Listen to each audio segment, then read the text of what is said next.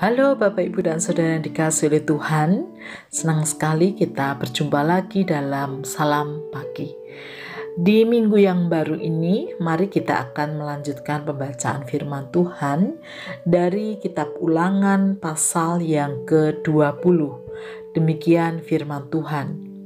Apabila engkau keluar berperang melawan musuhmu, dan engkau melihat kuda dan kereta, yakni tentara yang lebih banyak daripadamu, maka janganlah engkau takut kepadanya, sebab Tuhan Allahmu yang telah menuntun engkau keluar dari tanah Mesir menyertai engkau.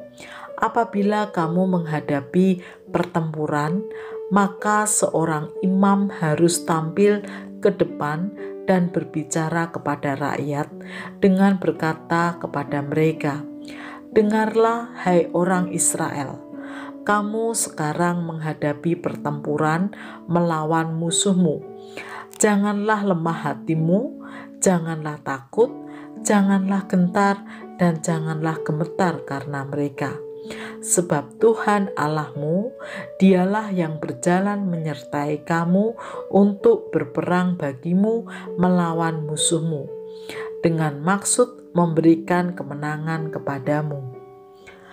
Para pengatur pasukan haruslah berbicara kepada tentara demikian, "Siapakah orang yang telah mendirikan rumah baru tetapi belum menempatinya? Ia boleh pergi dan pulang ke rumahnya, supaya jangan ia mati dalam pertempuran dan orang lain yang menempatinya. Dan siapa telah membuat kebun anggur tetapi belum mengecap hasilnya, ia boleh pergi dan pulang ke rumahnya, supaya jangan ia mati dalam pertempuran dan orang lain yang mengecap hasilnya. Dan siapa telah bertunangan dengan seorang perempuan tetapi belum mengawininya, ia boleh pergi dan pulang ke rumahnya, supaya jangan ia mati dalam pertempuran dan orang lain yang mengawininya. Lagi para pengatur pasukan itu harus berbicara kepada tentara demikian, "Siapa takut dan lemah hati, ia boleh pergi dan pulang ke rumahnya, supaya hati saudara-saudaranya jangan tawar seperti hatinya."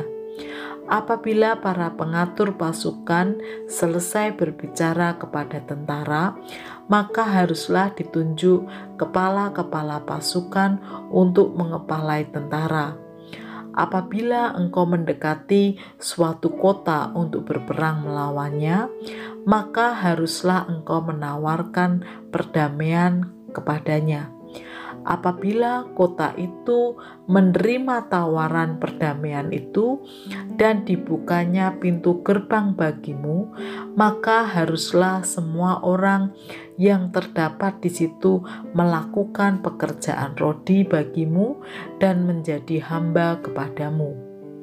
Tetapi apabila kota itu tidak mau berdamai dengan engkau, melainkan mengadakan pertempuran melawan engkau, maka haruslah engkau mengepungnya. Dan setelah Tuhan Allahmu menyerahkannya ke dalam tanganmu, maka haruslah engkau membunuh seluruh penduduknya yang laki-laki dengan mata pedang. Hanya perempuan, anak-anak, hewan, dan segala yang ada di kota itu, yakni seluruh jarahan itu, boleh kau rampas bagimu sendiri. Dan jarahan yang dari musuhmu ini, yang diberikan kepadamu oleh Tuhan Allahmu, boleh kau pergunakan. Demikianlah harus kau lakukan terhadap segala kota yang sangat jauh letaknya dari tempatmu, yang tidak termasuk kota-kota bangsa-bangsa di sini.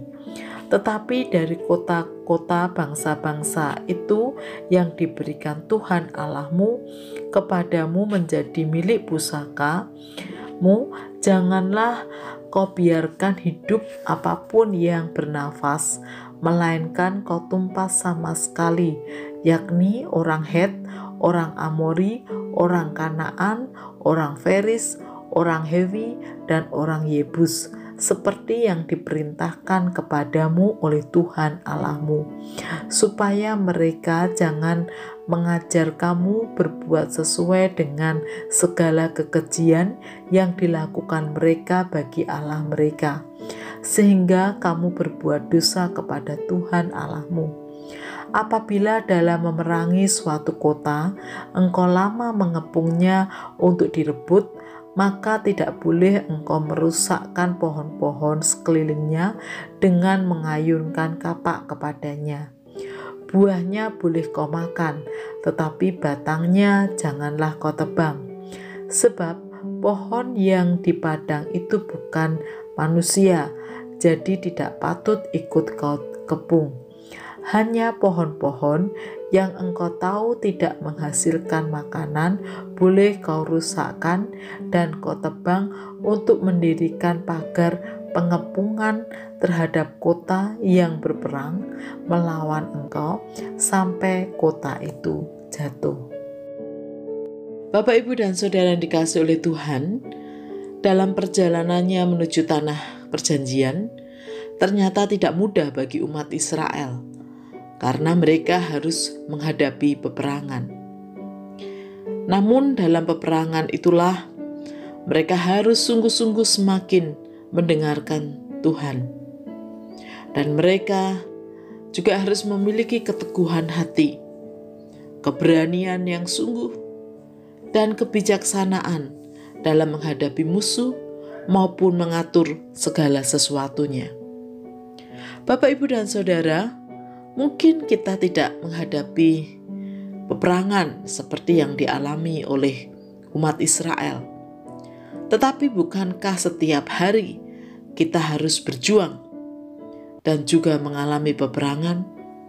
Seperti yang tertulis dalam kitab Efesus 6 ayat yang ke-11-12.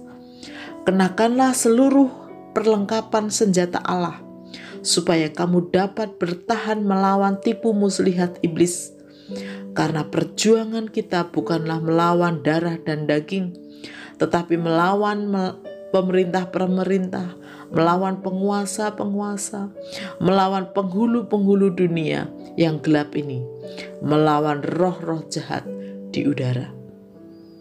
Oleh karena itu, dalam peperangan inilah kita sungguh membutuhkan pertolongan Tuhan. Oleh karena itu, mari kita terus mendengarkan Tuhan, terus meneguhkan hati, memiliki keberanian yang sungguh karena iman di dalam Tuhan Yesus, dan kebijaksanaan oleh hikmat Tuhan, sehingga kita mampu bertahan, bahkan mengalahkan musuh-musuh kita, yaitu tipu muslihat iblis dan juga ketidakadilan dan ketidakbenaran yang ada di dunia ini. Mari kita berdoa. Tuhan Yesus, kami sadar kami penuh dengan kelemahan dan keterbatasan. Namun kami memiliki Allah yang Maha Kuasa, yang sanggup menolong kami untuk mengalahkan setiap tipu muslihat iblis, kuasa-kuasa kegelapan yang ada.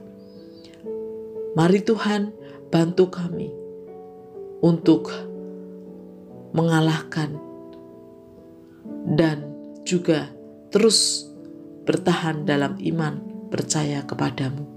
Di dalam nama Tuhan Yesus kami berdoa. Amin.